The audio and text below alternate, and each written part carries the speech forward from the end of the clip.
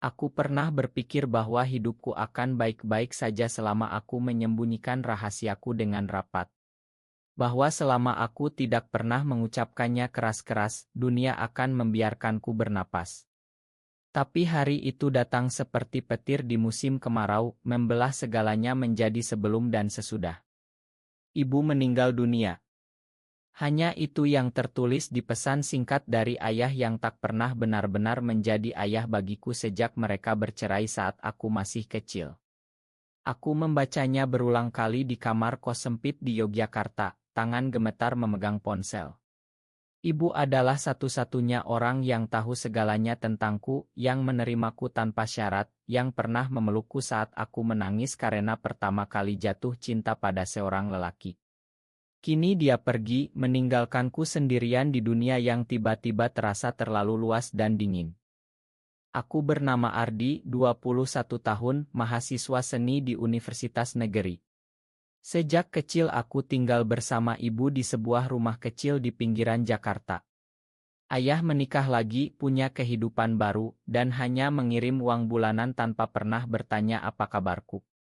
Ibu tak pernah mengeluh. Dia bekerja sebagai guru, bangun pagi buta memasak nasi goreng untukku, dan malam hari mendengarkan ceritaku tentang lukisan, tentang teman, tentang rahasia yang tak pernah kujelaskan secara gamblang tapi dia pahami. Pemakaman ibu berlangsung sederhana di kampung halaman keluarga ibu di Jawa Tengah. Ayah datang berpakaian rapi, wajahnya kaku seperti orang asing. Di sampingnya berdiri seorang wanita bernama Tante Lina, pacarnya yang sudah bertahun-tahun, berpakaian hitam elegan, memegang tangan ayah seolah-olah dialah yang paling berduka. Aku berdiri di sisi lain peti, menahan air mata, merasa seperti anak yatim piatu meski ayah masih hidup. Setelah pemakaman, ayah mendekatiku. Ardi, kamu harus pindah ke rumah ayah di Jakarta. Kamu tak bisa tinggal sendirian di kosan itu. Kuliahmu bisa dilanjutkan di sini, ayah urus pindah kampus. Aku ingin menolak. Ingin berteriak bahwa aku tak butuh dia sekarang setelah bertahun-tahun absen. Tapi melihat oto ibu di nisannya, aku mengangguk pelan. Ibu selalu bilang jangan pernah putus silaturahmi dengan ayahmu, nak. Dia tetap darah dagingmu. Perjalanan ke Jakarta terasa panjang. Ayah mengemudi mobil sedan hitamnya, Tante Lina duduk di depan, aku di belakang memandang jalan tol yang membentang. Tak ada obrolan hangat, hanya radio yang memutar lagu-lagu lawas. Aku memeluk tas berisi barang-barang ibu, oto kami berdua, surat-surat lama, dan sebuah kalung kecil berliontin burung Garuda yang ibu beri saat ulang tahunku ke-18. Rumah ayah di kawasan elit Jakarta Selatan jauh berbeda dari rumah sederhana ibu. Pagar tinggi, taman terawat, rumah 2 lantai dengan kolam renang kecil di belakang. Tante Lina menyambutku dengan senyum tipis. Selamat datang, Ardi. Kamar kamu sudah kami siapkan di lantai atas. Malam pertama itu aku tak bisa tidur. Aku berbaring di kasur baru yang terlalu empuk, mendengar suara ayah dan Tante Lina berbisik di kamar sebelah. Aku merasa seperti tamu yang tak diundang, intruder di kehidupan mereka yang sudah mapan.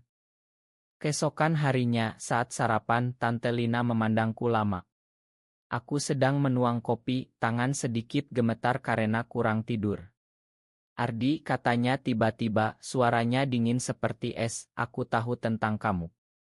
Jantungku berhenti berdetak sejenak. Maksud Tante? Aku tahu kamu. Berbeda. Teman ibumu pernah cerita. Aku tak suka rahasia di rumah ini. Dia menatapku tajam. Di atapku ini tidak ada gai. Mengerti? Ayah yang sedang membaca koran tak angkat kepala, seolah tak mendengar.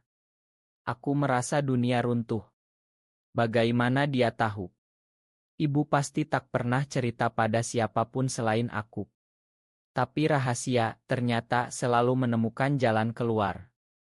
Aku hanya mengangguk kecil, tak mampu berkata apa-apa.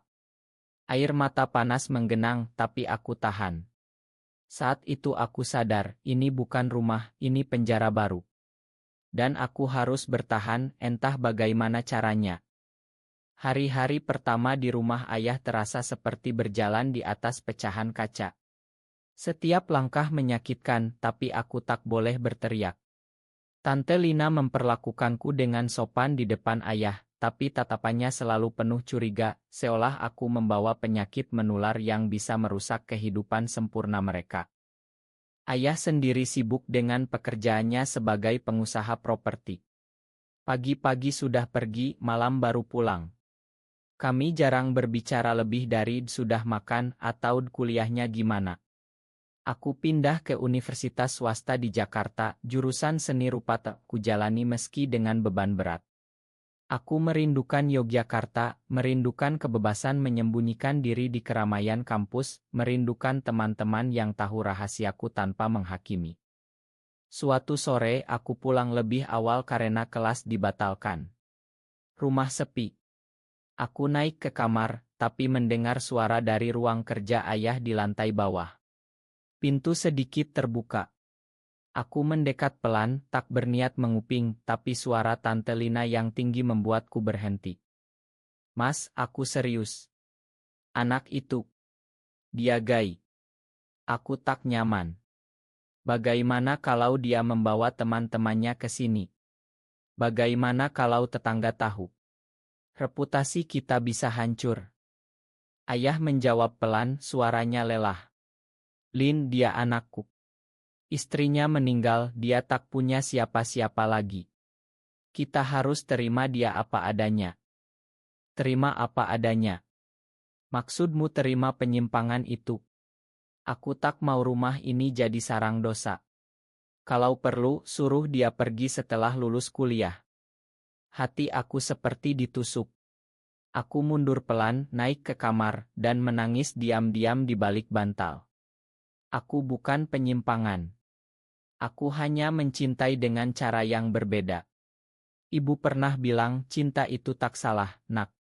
Yang salah adalah orang yang tak bisa memahami. Beberapa minggu kemudian, aku bertemu Rama. Rama adalah tetangga sebelah, anak kuliahan juga, jurusan arsitektur di universitas yang sama. Kami bertemu pertama kali di halte bus kampus. Hujan deras, aku lupa bawa payung, dia menawarkan payungnya. Sama-sama ke arah selatan kan. Naik bareng yuk. Rama tinggi, berkulit sawo matang, senyumnya hangat seperti sinar matahari pagi. Rambutnya ikal sedikit, matanya selalu seperti menyimpan rahasia menyenangkan. Kami ngobrol sepanjang perjalanan, tentang kuliah, tentang Jakarta yang macet, tentang makanan awrit. Aku merasa nyaman, sesuatu yang sudah lama tak kurasakan. Sejak itu kami sering bertemu. Kadang makan siang bareng di kantin, kadang belajar kelompok di perpustakaan. Rama tak pernah bertanya langsung, tapi aku merasa dia tahu.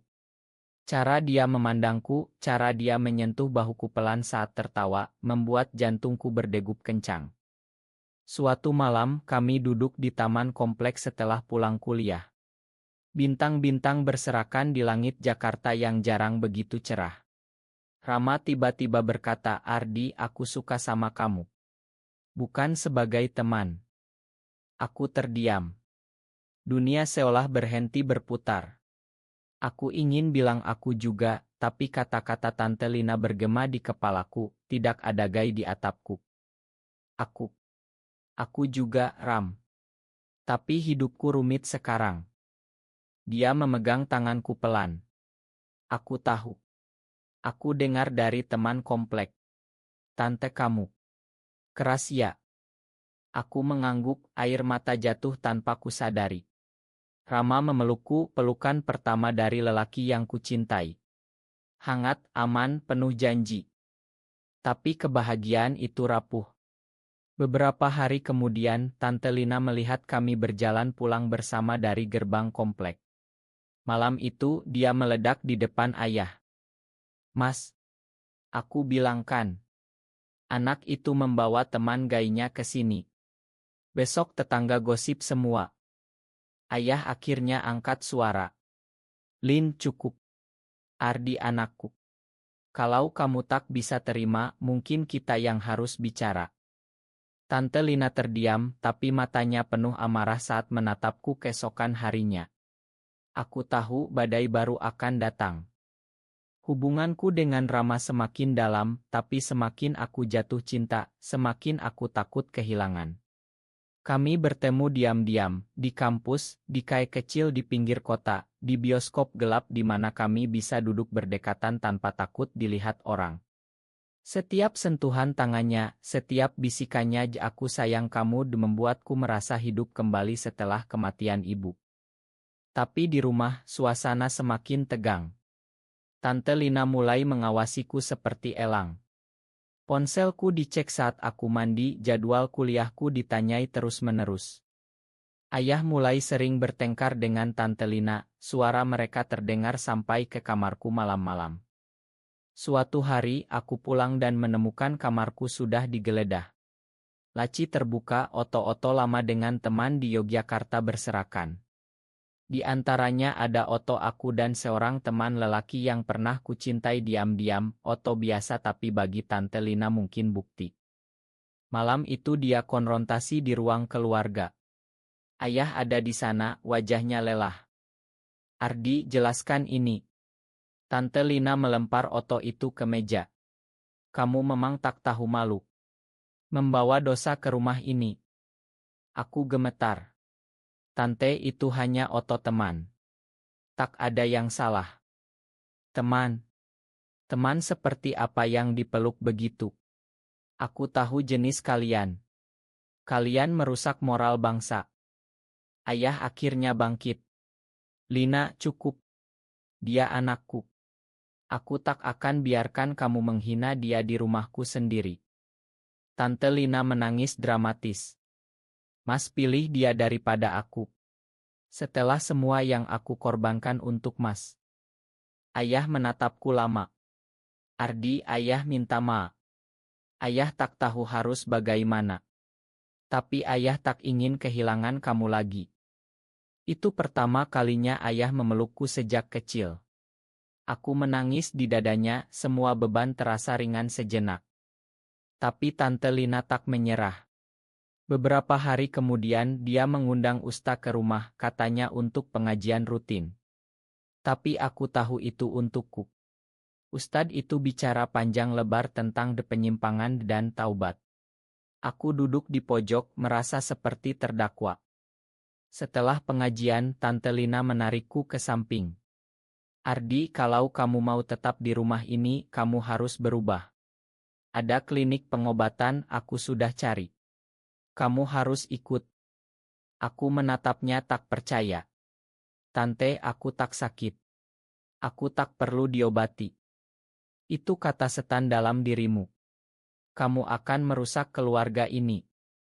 Aku lari ke kamar, mengunci pintu, menelepon Rama. "Ram, aku tak tahan lagi. Aku mau pergi dari sini." Rama datang malam itu, memarkir motor di luar komplek. Kami bertemu di taman kecil yang sepi. Dia memelukku erat. "Ardi, kita bisa cari kos bareng. Aku punya tabungan. Kita bisa hidup sendiri." Tapi aku takut. Aku baru saja mulai dekat lagi dengan ayah. Aku tak ingin kehilangan satu-satunya keluarga yang tersisa. Keesokan harinya, ayah memanggilku ke ruang kerjanya. "Ardi, ayah sudah bicara dengan Lina. Dia minta maaf. Dia takut kehilangan ayah, makanya bereaksi berlebihan. Tapi ayah bilang kalau dia tak bisa terima kamu, dia yang harus pergi." Aku terkejut. "Ayah serius?" Ayah mengangguk. "Kamu anak ayah. Ayah salah karena dulu tak ada untukmu dan ibumu. Ayah tak akan ulangi kesalahan itu." Tante Lina akhirnya pindah sementara ke rumah saudaranya. Rumah terasa lebih lega. Aku mulai berani membawa Rama pulang, memperkenalkannya sebagai teman dekat. Ayah tersenyum, tak bertanya banyak. Tapi aku tahu ini baru permulaan. Masyarakat di luar sana masih keras. Tapi setidaknya di rumah ini aku mulai punya tempat. Setelah Tante Lina pindah sementara, hubunganku dengan ayah mulai terbangun kembali. Kami makan malam bersama, bicara tentang ibu, tentang masa kecilku yang dia lewatkan. Ayah cerita bagaimana dia menyesal bercerai, bagaimana pekerjaan membuatnya lupa menjadi ayah. Aku cerita tentang ibu, tentang betapa dia mencintaiku apa adanya. Rama semakin sering datang. Ayah memperlakukannya baik, meski aku tahu dia masih mencerna. Suatu malam saat Rama sudah pulang, ayah bertanya pelan, "Rama, spesial buat kamu ya?" Aku mengangguk, jantung berdegup kencang. Ayah diam lama. Ayah tak mengerti sepenuhnya, Ardi.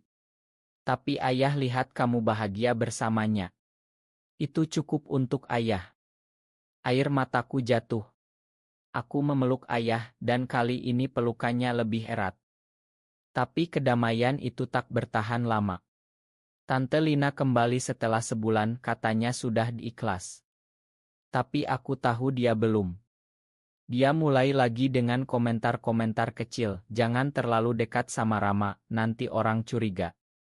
Atau pernah dengar klinik di Bogor yang bisa menyembuhkan. Aku mencoba sabar, demi ayah. Suatu hari ada acara arisan keluarga besar ayah. Rumah penuh saudara, om, tante, sepupu. Rama diundang sebagai teman kuliah. Semua berjalan baik sampai seorang om tua bertanya, "Ardi, kapan nikah? Cari cewek cantik dong." Aku tersedak.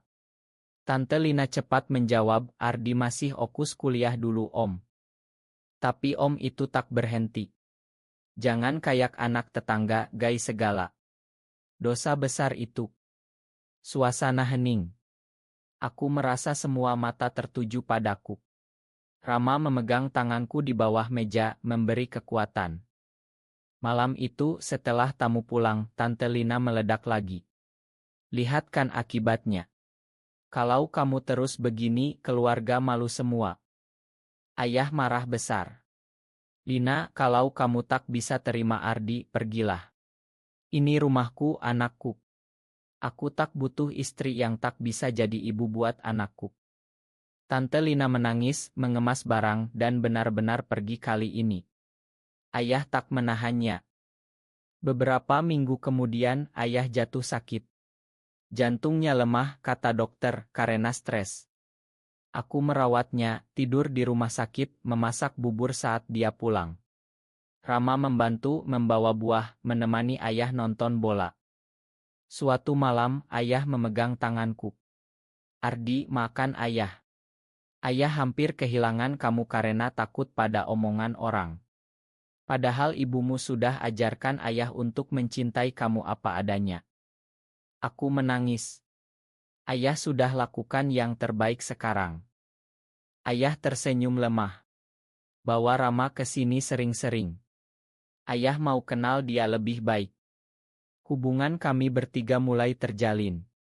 Rama membantu ayah berkebun kecil di halaman belakang, aku melukis potret mereka berdua. Rumah yang dulu dingin mulai hangat.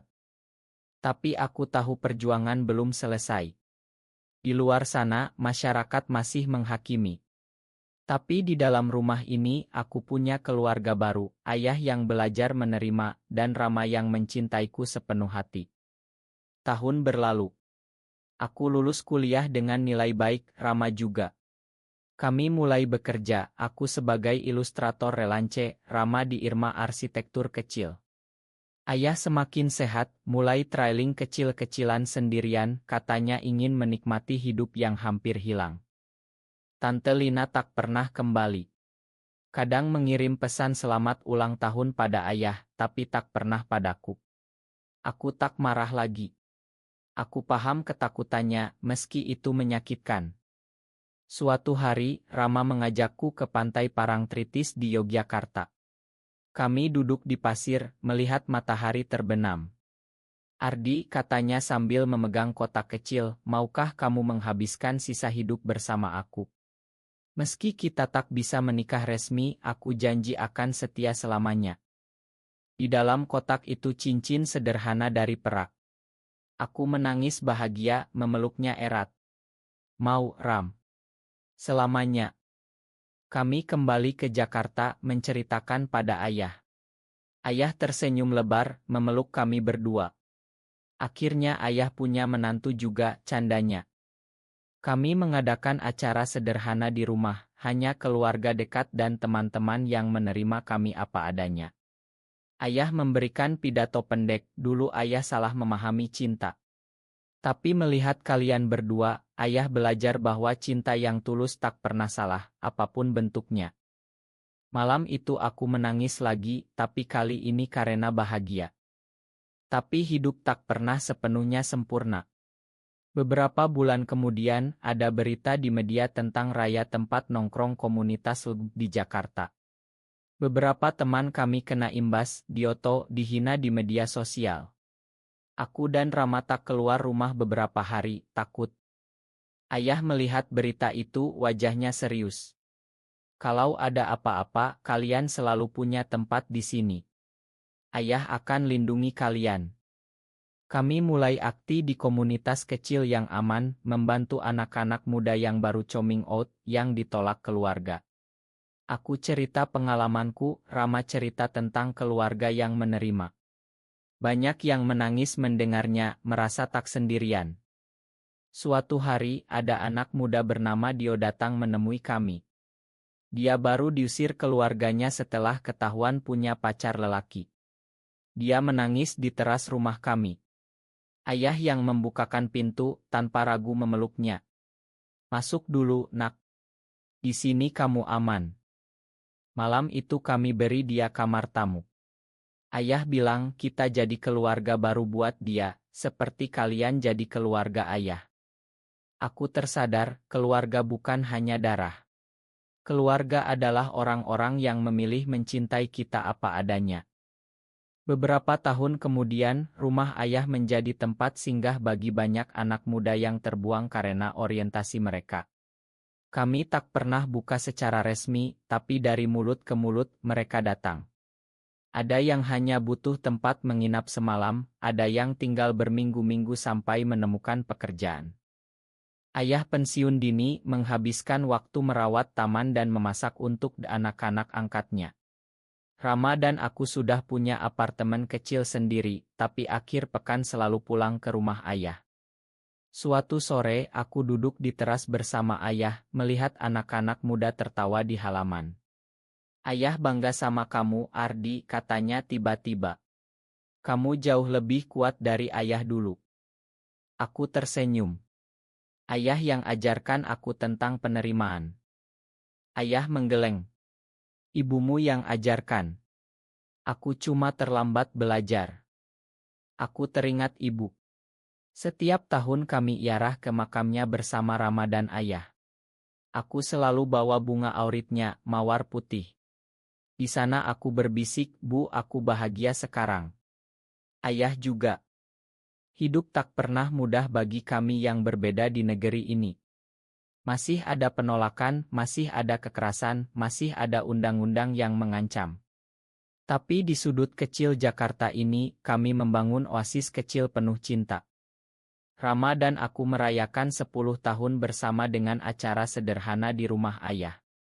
Semua keluarga besar kami hadir, anak-anak angkat, teman-teman, bahkan beberapa orang tua yang akhirnya menerima anak mereka setelah bertemu ayah dan melihat bagaimana dia mencintai aku.